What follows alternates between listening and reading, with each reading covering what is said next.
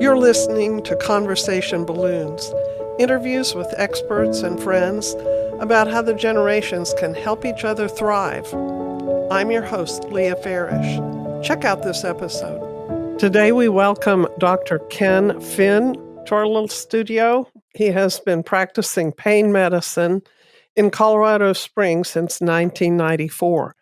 He's board certified in physical medicine and rehabilitation, pain medicine, and pain management.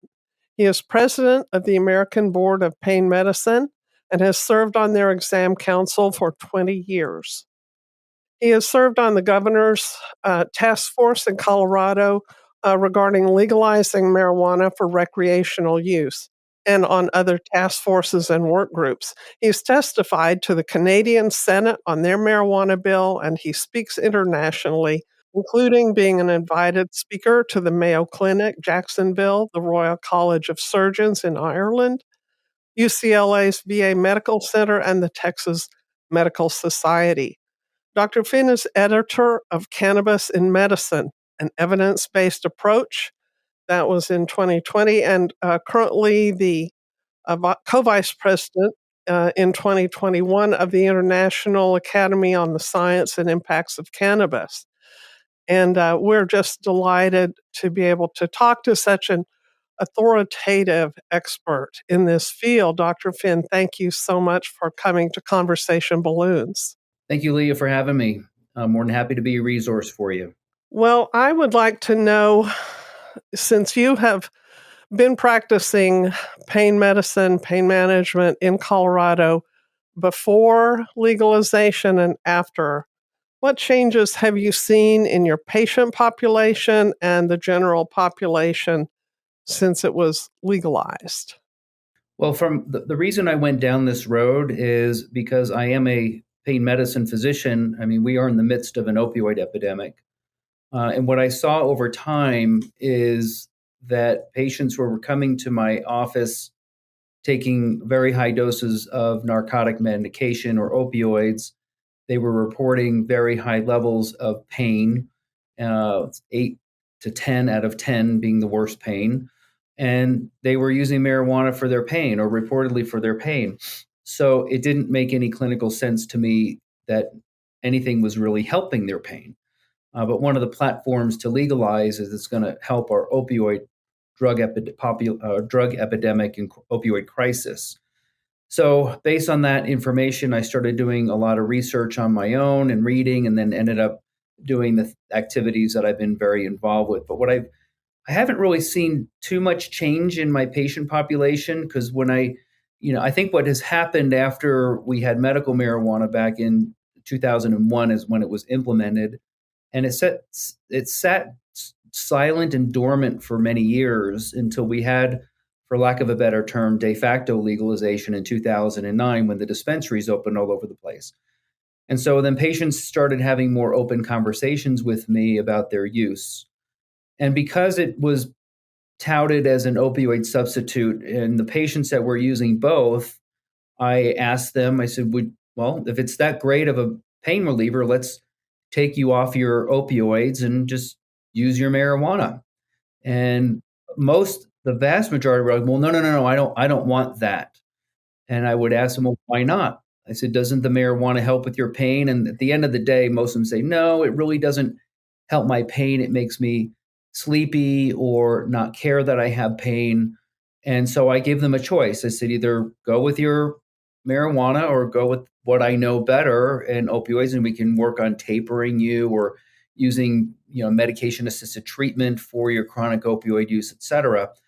So I found it very interesting that the pain patients that were using marijuana were telling me that it really isn't an effective analgesic and it's not an opioid substitute, which is very consistent with the medical literature.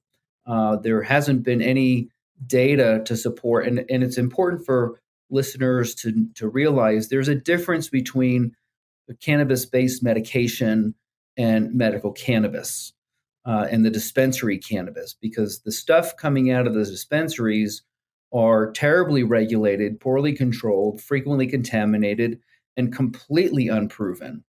Whereas the cannabis-based medications that we've had for many, many years actually might be better for those patients in pain based on the scientific literature. But at the end of the day, what everybody is using is stuff they purchase at the dispensaries, which has never been proven as an effective pain reliever or an opioid substitute.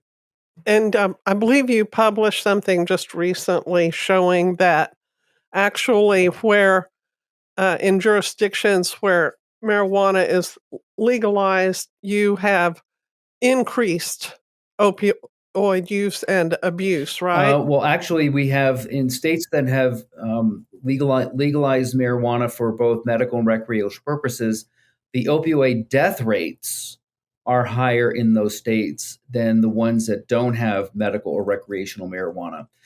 Because way back about 8 years ago, the data was coming out, and that was the platform to legalize. Was it's going to help our drug crisis?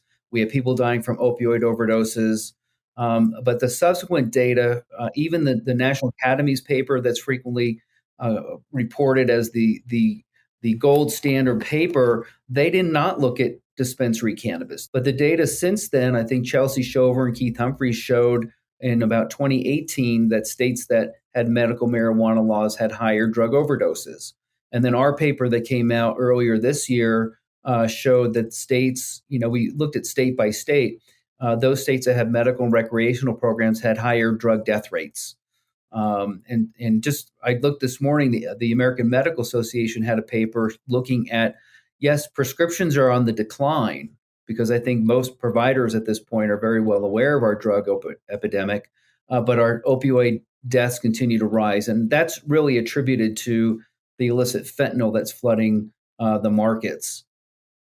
Do the uses of medical marijuana correspond to other recreational drugs? Do people that use marijuana also use hallucinogens and other things? Or are they just seeking pain management or mood management? I think all of these, any medication that is centrally acting and potentially addicting, they all play very well together in the sandbox. There's a debate whether or not cannabis is a gateway drug. I personally think it is. There's plenty of data showing that early onset of use of cannabinoids, particularly in the not only the adult population but in the adolescent population, they have a higher risk of developing opioid use disorder. The addiction rate is the same in the young adolescent population to marijuana and opioids, but 3 years later, the addiction rate is nearly twice as high for marijuana compared to opioids in that young adolescent age population. And I was very surprised at that data, and that was from JAMA Pediatrics. This is a very well-respected medical journal. That data came out a couple of years ago showing that marijuana has a significantly higher incidence of addiction compared to opioids in the young developing brain. And all of the subsequent data is showing that cannabis users tend to have a higher incidence of opioid use disorder and opioid misuse about 3 years later. So I do believe that there is a gateway component to the use of cannabis, particularly in early onset use. Well, just psychologically, isn't there something about giving your locus of control over to a pill or some kind of substance rather than trying to address reality and manage your emotions with things that are within your bodily control and that you can take responsibility for? Yeah, and you can argue that with any substance of addiction, and you can also argue that with kind of big pharma and the mind altering, mood altering medications that are available from the insurance companies and the pharmaceutical companies. Especially in the young population. I mean, they do recommend proceeding with caution with antidepressants in somebody that's under the age of 21 or 25. So yes, I think especially that's the most vulnerable population because of the brain development particularly in the young adolescents. You really if you delay onset of use of any substance, you're probably going to fare better in the future. I mean, we already have 3 legal drugs now: opioids, tobacco, and alcohol, and we know that we've done an absolutely terrible job in terms of societal effects and impacts. And now we're simply adding another addiction for profit industry into the mix, touted as a medical, breakthrough. But the problem is that, the arguments that I get into in the debates are, well, marijuana has been around for thousands of years. They found it in the Chinese pharmacopoeia. They've seen it in Peruvian mummies and Egyptian mummies. Well, yeah, the potency of these products don't exist anymore.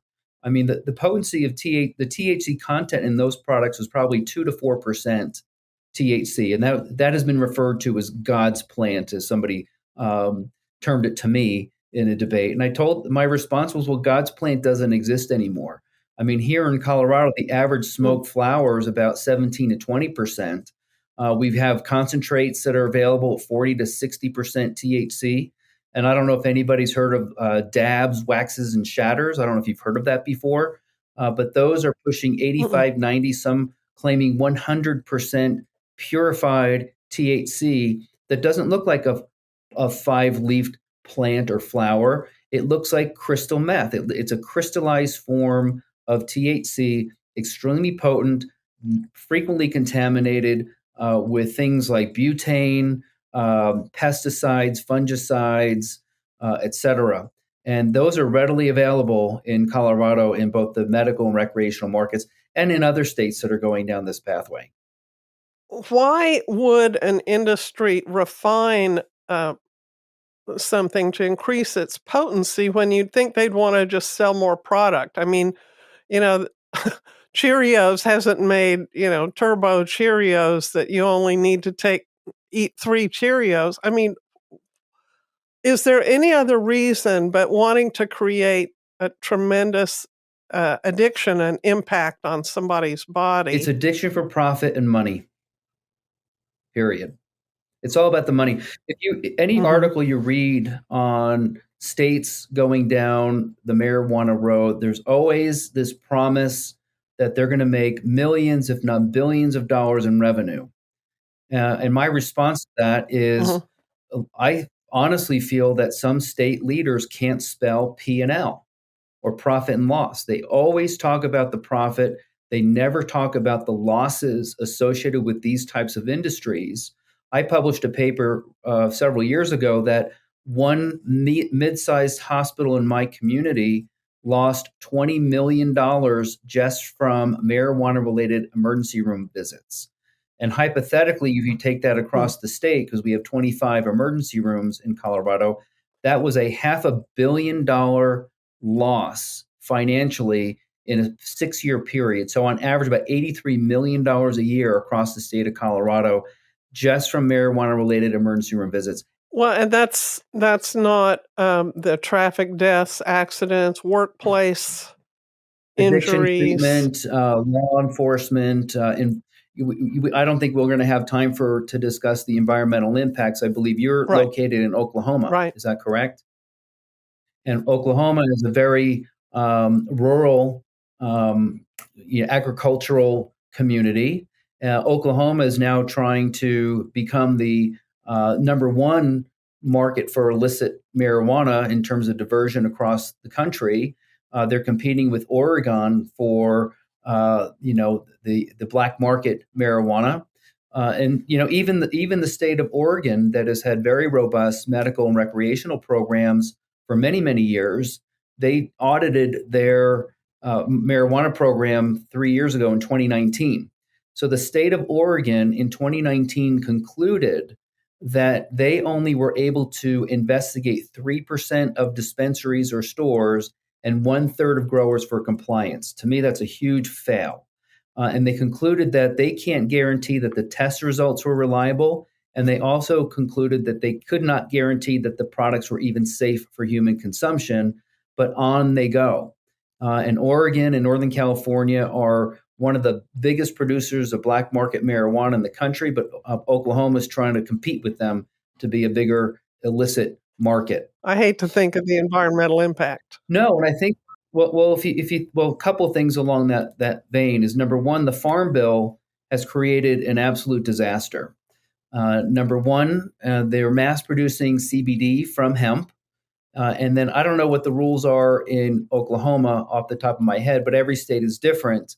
But you can mass produce CBD or cannabidiol from hemp, and then with a matter of chemical manipulation, create what are called isomers. But they do have the same psychoactive effect, some stronger than others. But you can also make something called THCO, which, by the way, was weaponized by the U.S. military in the 1940s as a chemical warfare agent, because it eroded the muscle coordination of dogs twice as fast and twice as much as conventional delta-9 THC. Then you have the HHCs, which is tetrahydrocannabinol. You have the THCPs, and these are being found in schools in different parts of the country. The THCP has 30 times affinity to the cannabinoid 1 receptor than delta-9. So it is very, very potent. But some states like Texas, and I don't know what the rules are in Oklahoma, based on the Farm Bill, you can find these products in gas stations and grocery stores, the delta-8s, Oh my etc. gosh. I can give you a lot of, I didn't know that. I get this every time I discuss this issue, because this was not a career choice of mine to be an expert in cannabis, but here I am. And I unfortunately know more than the average bear. And I always tell people, I hope I'm wrong at the end of the day with some of the things that I discuss, but so far I haven't been wrong, because if I'm wrong, I'll just crawl under a rock and disappear and everybody will forget me. But if I'm right, we have a huge public health and safety threat in our hands. And it's not coming. It's already here, in my mind. Well, and we're doing it voluntarily. We're embracing it, and in the name of two things that like the least legitimate justification: recreation and money. That's a serious thing to put in the balance against the health and safety of especially our kids. It's also under the guise of medicine. People are medicinalizing the recreational use. Some of the data that's come out has shown that medical marijuana patients use their product medically only 20% of the time and recreationally 80% of the time. And just as disclosure, based on my experience with my patients, I wanted to know how easy was it to get a medical marijuana card here in Colorado. And so I applied for one a couple of years ago, and I was approved in a minute, 60 seconds to get my medical marijuana card. They didn't ask for medical records or MRI review or even look at the scars on my knees from my prior surgeries. And they never even asked me my level of pain, which on a day-to-day basis, about 0 to 2 on a 10 scale, tolerable, manageable generally. But I was approved for severe pain in 1 minute. Wow. Well, let's talk about, because our show is about the generations. I specifically want to hear from you about the effect on the preborn, infants, children, teens. So, are you seeing more exposure to THC in babies being born in Colorado? Yes, there's data that has come out that the drug-related births, methamphetamine is a big problem, and that's been on the rise. And THC positivity in newborns has been on the rise in Colorado over the past several years. And we already know that it's bad for the developing brain when you're outside the womb. And we also know that it's bad for the developing brain inside the womb.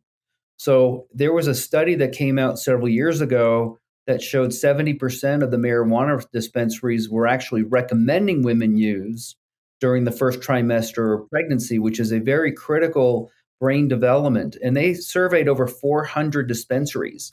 And so the people that are working at these dispensaries have no medical training whatsoever or requirements.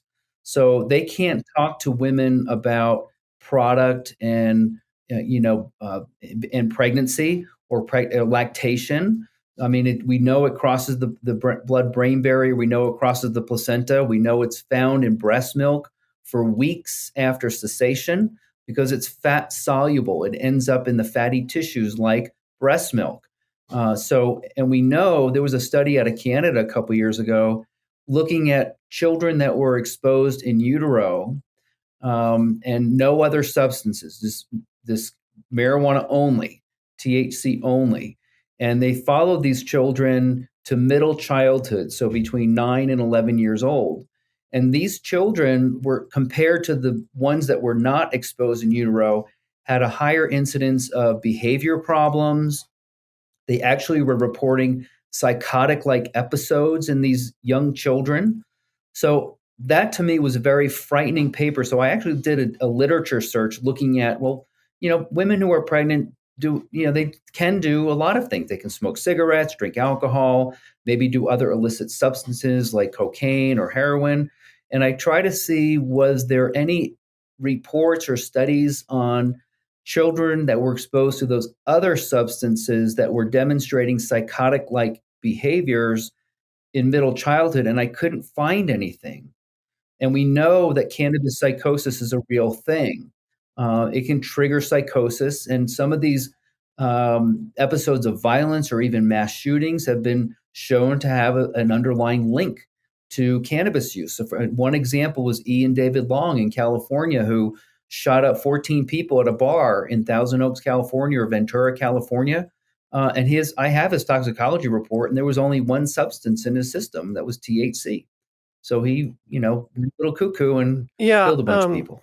It seems like the general population, the general impression I get from the media is that cannabis calms people down, but actually it contributes to anxiety and aggression and paranoia, and it doesn't have the effect that people think they're getting from it. It doesn't even necessarily have the effect of reducing nausea in pregnant women. Sometimes, apparently, it can actually stimulate nausea in some pregnant women.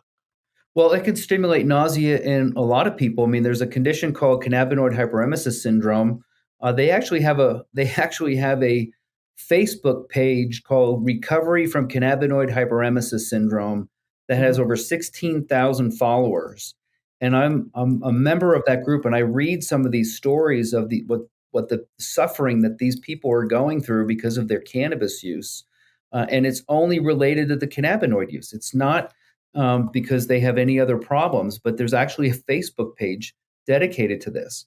And if you look at another healthcare cost, I mean, a friend of mine or colleague is an emergency room physician down in Pueblo, and she looked at the numbers to manage or evaluate somebody in the emergency room with cannabinoid hyperemesis costs about $6,500 per person, right? So if you had $6,500 for one person, and we have 25 emergency rooms in the state of Colorado, that's a cost of $162,000 a day, right?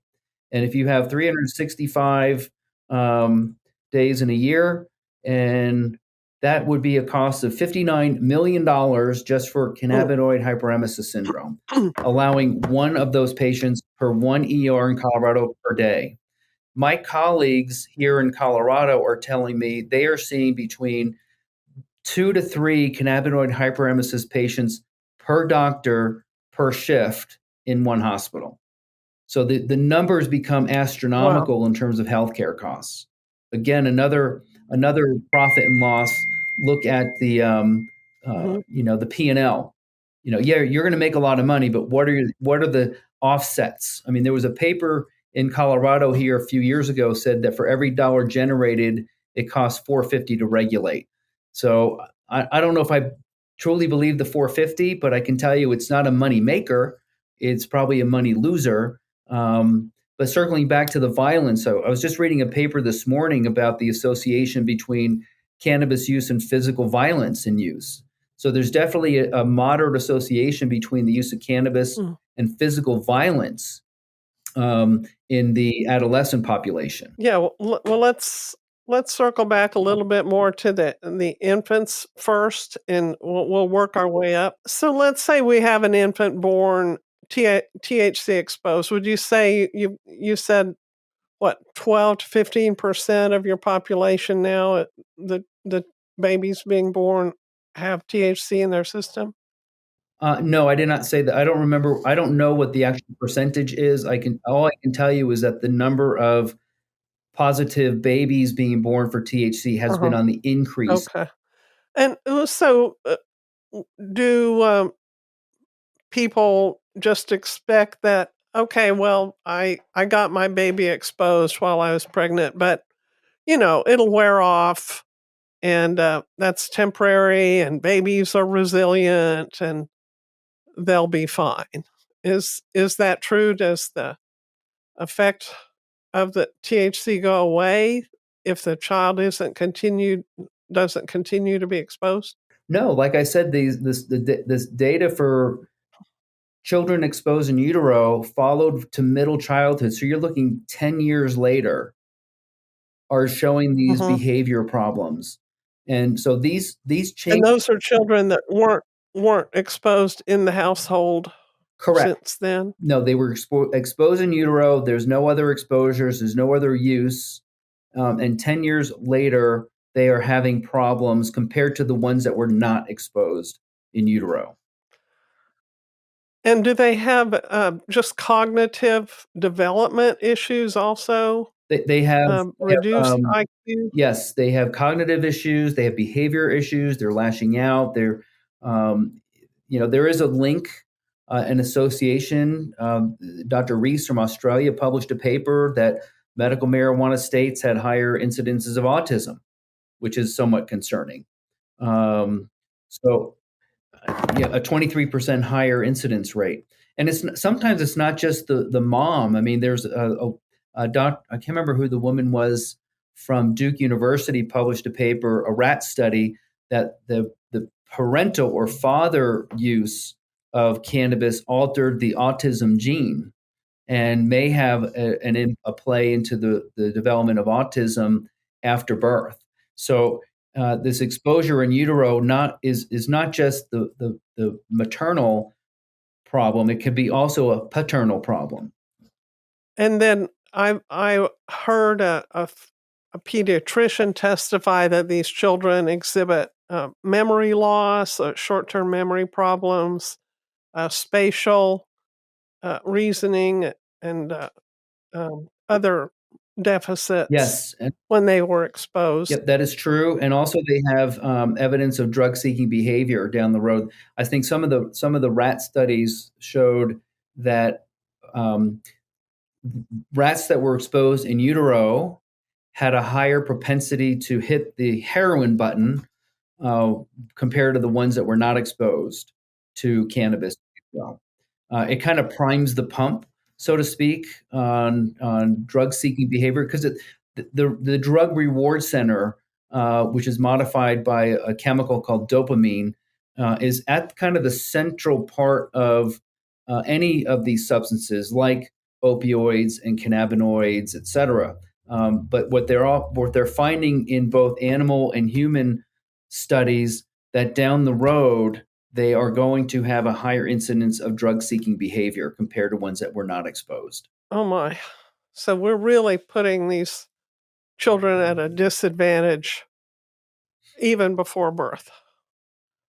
Absolutely. And so let's say a child isn't exposed in utero, but one thing I've heard a couple of teachers tell me here is that as they uh, receive the children being dropped off at their public school here in Tulsa, the wave of marijuana smoke comes out. The children arrive at school smelling like marijuana in the morning. When they escort the child to the car in the afternoon, they have to put the child in a car that smells like dope. And they know these children are being exposed in the home, in the car, and what might be going on there? What do the studies show?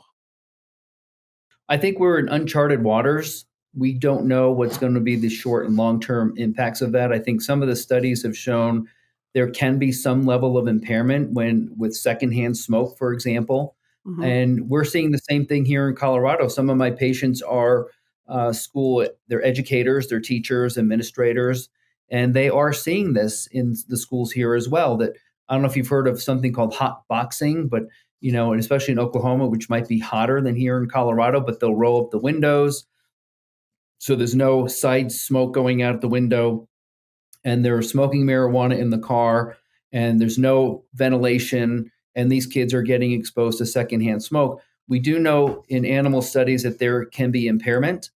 We are also seeing in Colorado, I don't know what's happening in Oklahoma, because I do some work with schools here, and they are seeing even in elementary school, you're talking second, third, and fourth graders opening up their lunchbox. It reeks of marijuana. There's a used, unclean marijuana container in it that has candy in it. And so they suspect that these children are being self-diagnosed and treated with edibles at school. But the law here in Colorado is they cannot confiscate. So they are like, well, Johnny falls asleep after lunch because he eats his little candy that he got there and he's not learning anything. They can only suspect that parents are giving their kids edibles at school to treat whatever their ADHD or what have you. Oh my goodness. Are there legal impediments to studying marijuana because it's not fully legalized under federal law? That's a yes and no answer. I mean, if you go to clinicaltrials.gov and you put in marijuana, you are going to see that there have been over 30,000 articles on marijuana. So it's been studied a lot. Given its Schedule 1 status, that it's federally illegal, no medical use, it makes it, I think, more difficult to study. I think you have to go through more avenues and channels to study the actual plant. And that was part of my time on the governor's task force here. Was we actually approved about 9 studies on the use of cannabis, but we had to get the product from the University of Mississippi. We needed the DEA involved. We need the National Institute of Drug Abuse involved. So the answer is it can be studied. It's a little more challenging to study given its current status, but it already has been widely studied. If you go to clinicaltrials.gov, there have been over 30,000 studies on marijuana. Okay, let's talk now about teenagers and marijuana exposure. Has there been demonstrated a link between mental illness and marijuana use in teens? Absolutely, and that's kind of these are our most vulnerable population. Not only the in utero exposures, infants, toddlers, and young children. Across the country, as states legalize, they start to see an increase in poison control calls for young children that are getting a hold of grandma's brownies, cookies, and candies. But once you hit the adolescent population, yes, there's evidence. If you look at the Youth Risk Behavior Survey, the number one predictor for adolescent opioid misuse is having ever used marijuana. And that kind of goes to the potential gateway theory that we talked about earlier. Marijuana currently is the number one substance found in completed teen suicide in Colorado. And that never used to be the case. It used to be alcohol. There's probably a bidirectional relationship. I mean, are they depressed because they're using, or are they using because they're depressed? It's hard to say. And it's hard to prove one way or the other. But I think it probably can go both ways. But at the end of the day, that kids that complete suicide here in Colorado, that is the most prevalent substance found, twice as much as number 2, which is alcohol. So, but it never used to be that way. So I think with normalization, mass production, commercialization, advertising, kids are going to experiment more with it, and they're going to run into problems. They're not overdosing from their cannabis use, but there can be a negative mental health impact with, depression, suicidality. And when I published my paper on emergency room visits, it was very heavy in mental health issues. Sam Wong, who was one of my authors, actually published some papers that over time during this legalization phase in Colorado, the number of adolescents going to the emergency room went up every single year, with 70% of that being psychiatric events. So you're talking about suicide attempt, suicidality or behavior, ideation, panic attack, paranoia, etc., psychosis. Oh, my. And the youngest person that my colleagues saw with cannabis psychosis was 9 years old Oh, here in Colorado. oh gosh. What's the prognosis for a youngster like that? Terrible. Because what they're seeing, the problem that we have, I think, not only in Colorado but across the country, is terrible access to mental health care and treatment. And we do know there is a real link between negative mental health effects and cannabis use. And, I'm going to use cannabis psychosis as an example. I mean, several of my colleagues in Colorado, when these kids become psychotic, it doesn't just wear off within hours. Sometimes it can persist for weeks on end. And they will have patients literally in the emergency room for 2 or 3 weeks at a time waiting for psych placement. And they are still actively psychotic, even though their drug tests may be negative at this point. They can be actively psychotic. And sometimes you just can't uncross the bridge. A small percentage of people that convert to bipolar, mania, or even schizophrenia, sometimes that's what you got. You can't uncross the bridge. So I think the prognosis is really poor for those kids. I think we need to have better mental health care and treatment across the country, especially when you throw a substance that is clearly related to mental health problems. I mean, it's not just cannabis. I mean, all other substances can be related to negative mental health, but the mental health care placement and treatment and care is just abysmal in the U.S. as far as I know and understand. And yeah, and I don't know the success rate of even when they do get treatment, but it's not 100%. It's not 100%. There's recidivism. There's regression. There's just like any other substance, they can fail and they can end up going down the same pathway. And I've met more moms and dads that have lost a child to homelessness, drug overdoses, murder, suicide, and it all stemmed from their initial early onset cannabis use. Wow. Suicide. I mean, Laura Stack, who's one of my heroes, I call her Shiro.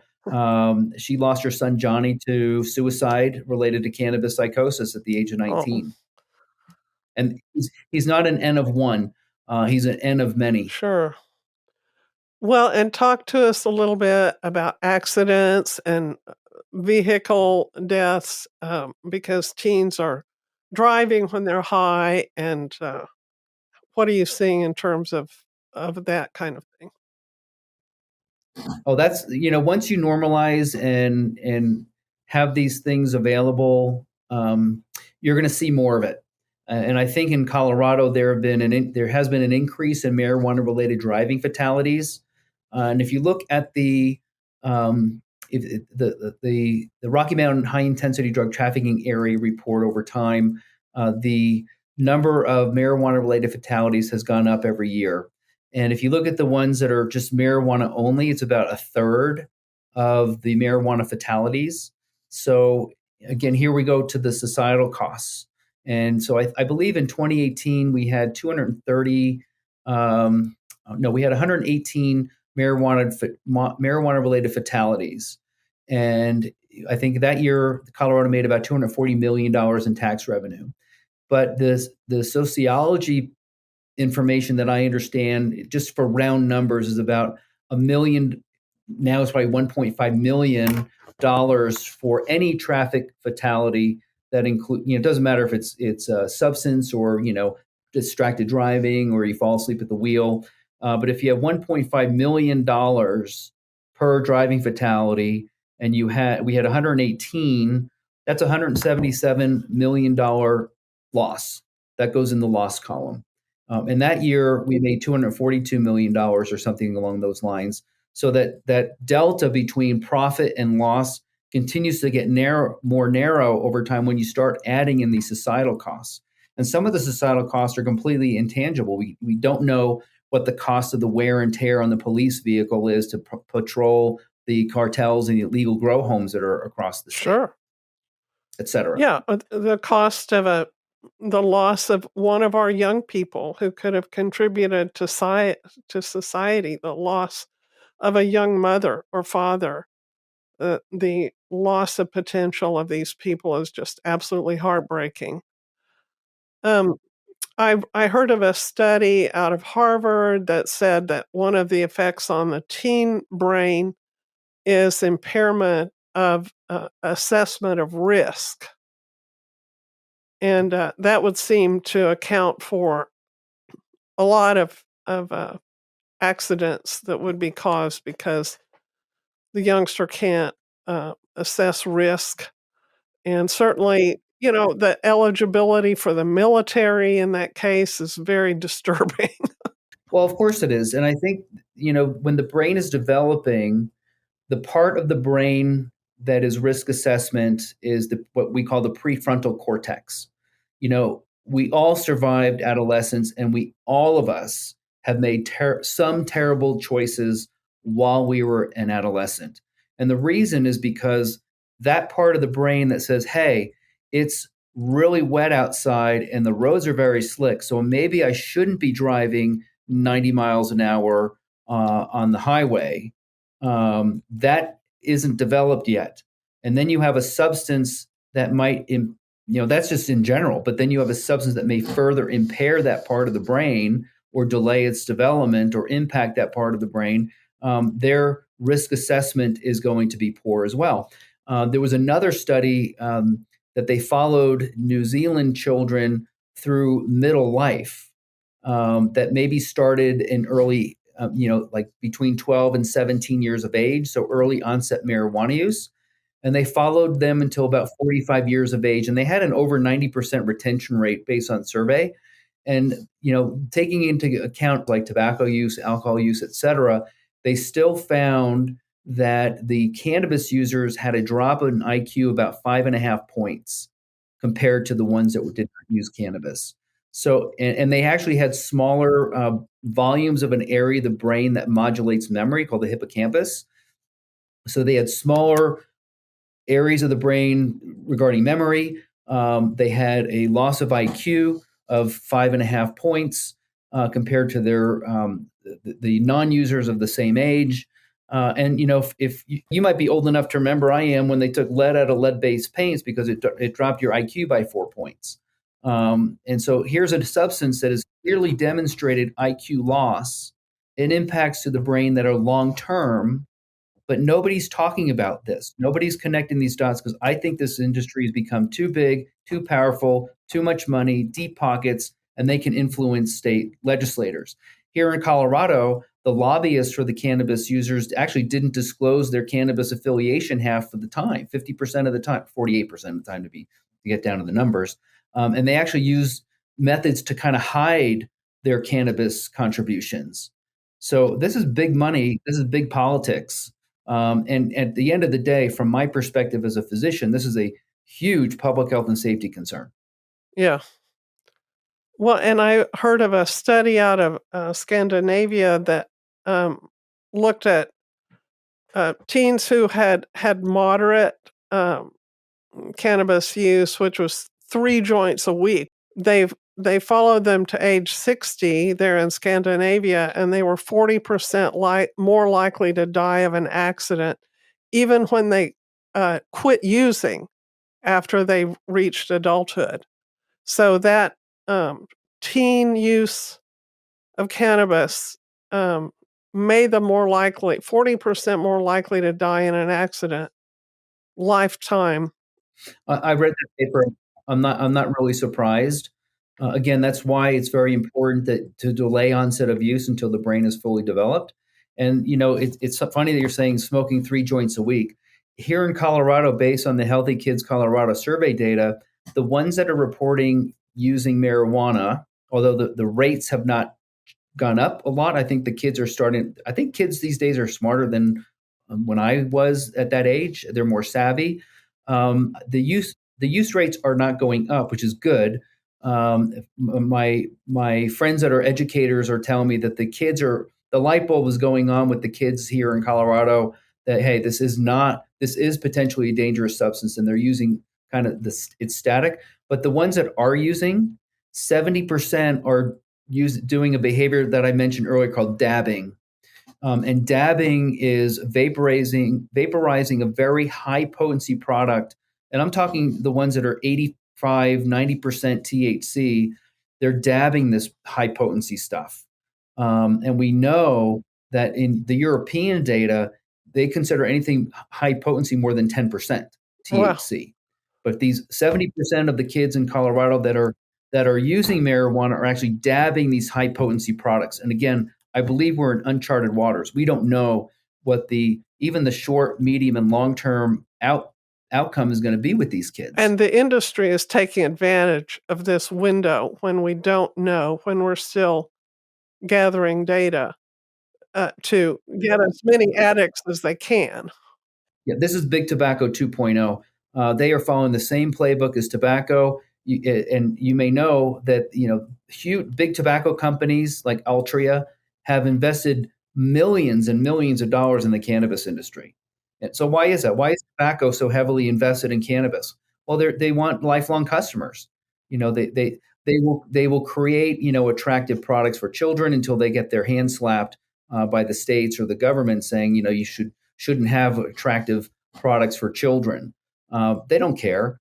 They want lifelong customers, just like Big Tobacco did. The kids that are using electronic cigarettes are more likely to vaporize cannabis.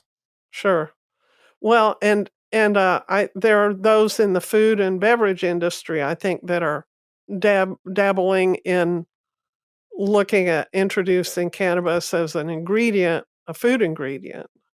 Absolutely. Do you know if parents, people involved in the marijuana industry and lobbying for it, and these other industries who are getting into it and promoting it, do you know if they let their own children and relatives, young adults in their lives consume it? Do they encourage that with their own families? Do they have medical marijuana licenses or, provide it to their I don't know kids? I don't know the answer to that question. I would be more surprised if they did not want their children using. Just on a personal note, we had a friend of ours, son or daughter, child. They had some issues during adolescence, 15, 16 years old, left the house to stay with their boyfriend or girlfriend, whose parents were very open with their marijuana use. And instead of a bowl of fruit on the table, they had a bowl of edibles, marijuana edibles. And it was like free for all. Take what you want. The parents didn't care. And that's just on a personal note. So I'm sure it happens. There may be some parents that are actively involved in this space that do not recommend their kids use. I don't know if there's any data or numbers to that. But I would be more surprised if they said don't use, being an activist, compared to it's fine, it's okay if you use. And again, if here in Colorado, you can get your medical marijuana card in a matter of a minute, and you can be 18 years of age, no parental consent, and you can still be in high school at age of 18 and then become the school drug dealer. That's what happened to Johnny. He was 18, got his medical marijuana card, and he was still in high school. He was making a lot of money. Mm-hmm. Right. Yeah.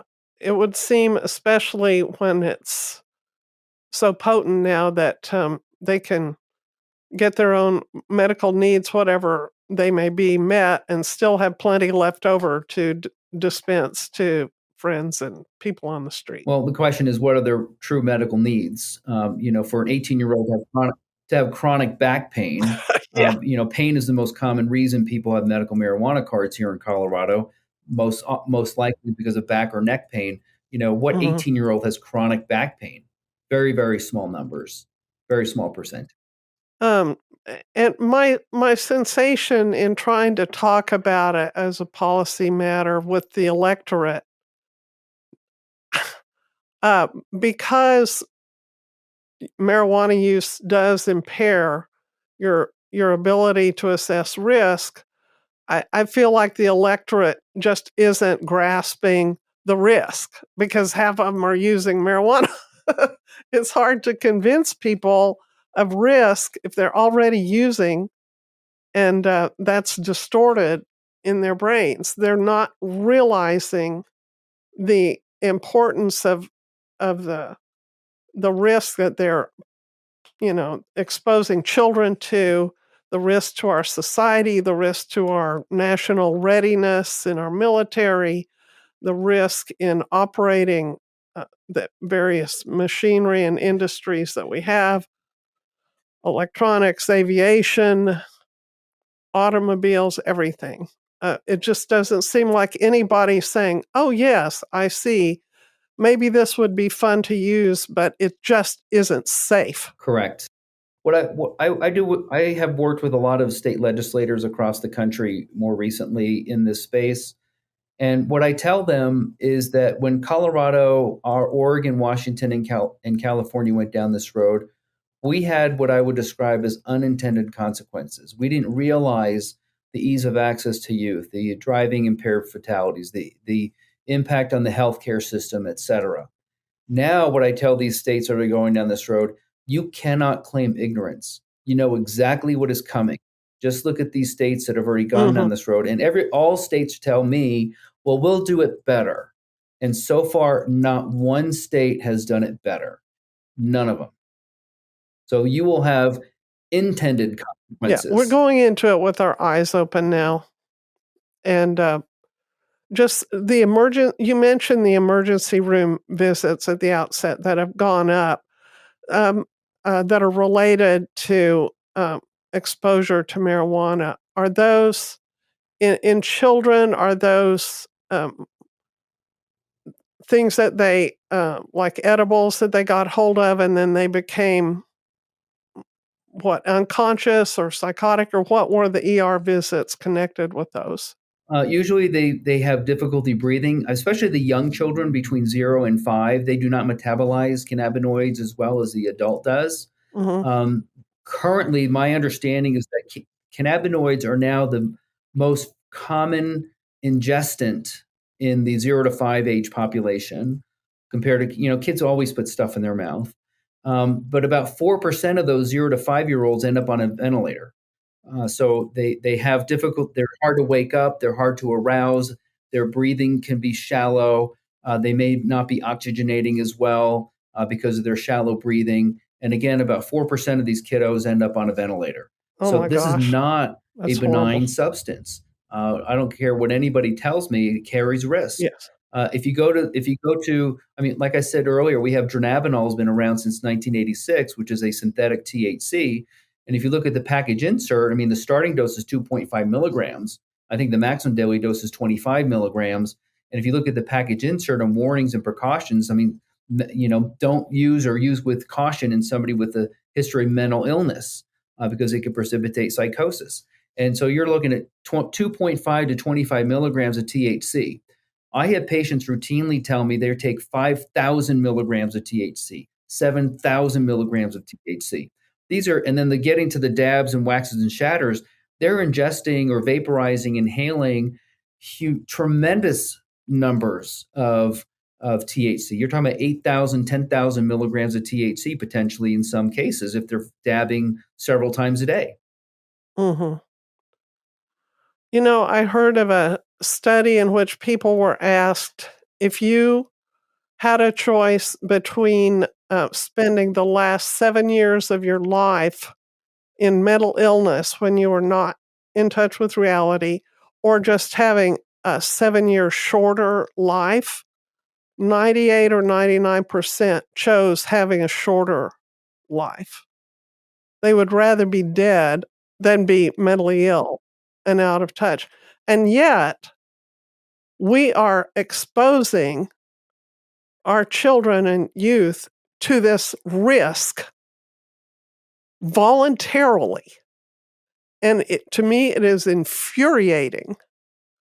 And it is such an indictment of our consciences and our sense of our future, and with the prospect, if there were just a risk of something permanently damaging my child's brain that I could avoid, how would I not do that? What has happened to the heart and the soul of the electorate, Dr. Finn? I agree with you 100%. And this really is not a partisan issue, because I've been people have asked me about that. Which side do I sit on? And to me, it does not matter. It's not a partisan issue. It's a public health and safety issue at the expense of our kids. And that's been my biggest frustration, because the industry doesn't care about these young children, although they will falsely state that they do care about these children. But at the end of the day, the industry as a whole wants these kids to be lifelong consumers, because they're just going to make a lot of money out of it. And the state leaders are following suit. I mean, just look at John Boehner, for example. Everybody knows who he is. He jumped ship, and now he's an executive at a huge cannabis corporation. I did not know that. Well, right. It's not a partisan issue to me. It's about money, and it's about our future. Well, I thank you so much for working in the important area of pain management. It's something that seems to be a national, challenge right now, dealing with pain, and I would love to have a whole other conversation about all the other legitimate ways that you treat it. But thank you so much for addressing this in your state and nationwide and internationally, and giving us insight into it. Is there anything you'd like our audience to hear that you haven't gotten to say? Oh boy, there's so much that we can go into, and there's so much we didn't even touch upon. I mean, this is the issue is broad and deep, but from having worked in this arena for so long, it really has boiled down to the public health and safety of our communities, our schools, our roads, our healthcare system, and particularly our children, because the messaging these kids are getting, that it's safe, it's medicinal, it's herbal, it's natural, is really I'm trying to think of the right analogy. It's misinformation to these kids. But again, I think as these kids getting older, the ones that I've been working with and talking to, they're a lot smarter than I was at that age, and they know much more about this issue than we give them credit for. So I think that you just have to keep the message going that this is just not good health and safety policy, and we have to start the educational process, sadly, in elementary school. Because I think that the kids are learning now over time, but they're older. But I think if you hit those kids and educate them early on in their age, that they might get the message, and hopefully we'll see less users out there. And we have to rein in this industry, put some guardrails and caps, like I mentioned earlier, the Delta 8, the Delta 10, the THCO, HHC, THCPs they're being found in schools across the country, and they're dangerous. We didn't have time to talk about the contamination and all the stuff, the poisons, the heavy metals they're finding in products in the country, the mislabeling that's going on, the labs that are purposely faking test results just to make a buck. I mean, it's just a powerful money-grabbing industry at the expense of our communities. Well, that's sinister indeed. And I thank you for bringing all this to our attention on Conversation Balloons. And thank you. And I hope that you have great success there in Colorado, and wish us the best of luck in Oklahoma. Thank you so much, Dr. Finn. Thanks for listening to Conversation Balloons. Look for more episodes and information at leahfarish.com.